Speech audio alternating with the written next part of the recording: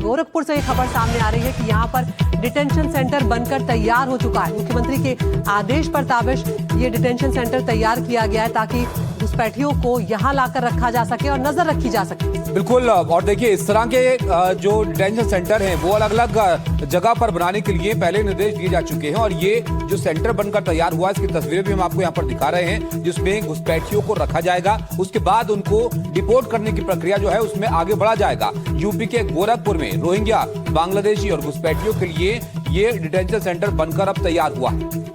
एक detention centre अधिसूचित किया गया है अभी हम लोगों के द्वारा, शासन प्रशासन के द्वारा, कि यदि कोई व्यक्ति इस तरीके का पाया जाता है जिसको डिटेंशन सेंटर में रखने की आवश्यकता है तो एक हमारे पास ऐसा स्थान रहे जहां पर हम इसको रख सके।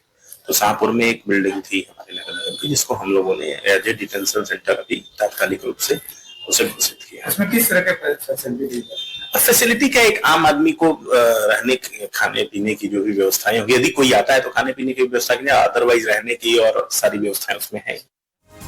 अजय देखिए, सवाल यह है कि जो अवैध तरीके से लोग घुसे हैं उनको पकड़कर यहां पर रखा जाना है, तो इनको किस तरह से रखा जाएगा और किस तरह के इंतजाम इन डिटेंशन सेंटर में होंगे, जरा बताइए, क्योंकि ये पहला इस तरह का डिटेंशन सेंटर है जो बनकर तैयार हुआ है।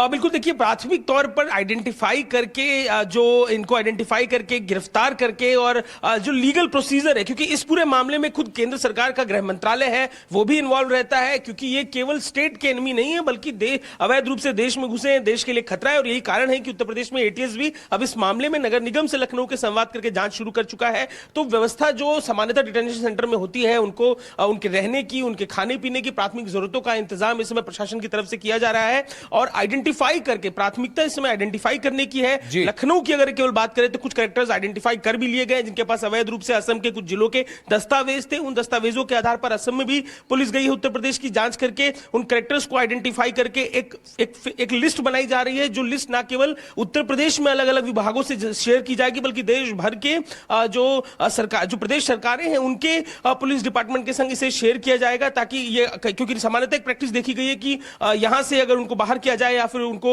बीएसएफ के ले जाकर बांग्लादेश के बॉर्डर पर छोड़ा जाए तो फिर अपनी आइडेंटिटी बदलकर किसी और जगह पर रहने के लिए आ जाते हैं। तो वापस आने की गुंजाइश ना हो, इनको आइडेंटिफाई किया जाए। तमाम प्रक्रिया के तहत अब आगे बढ़ा जा रहा है। बहुत शुक्रिया अजय आपका। और ये भी बात ध्यान में रखने की है कि देखिए ऐसी जगहों को पहचाना जा रहा है जहां पर ऐसे लोग हो सकते हैं जिन पर संदेह हो और वो अवैध तरीके से घुसे हो। इसमें ऑपरेशन टॉर्च भी बाकायदा यहां पर चलाया जा रहा है।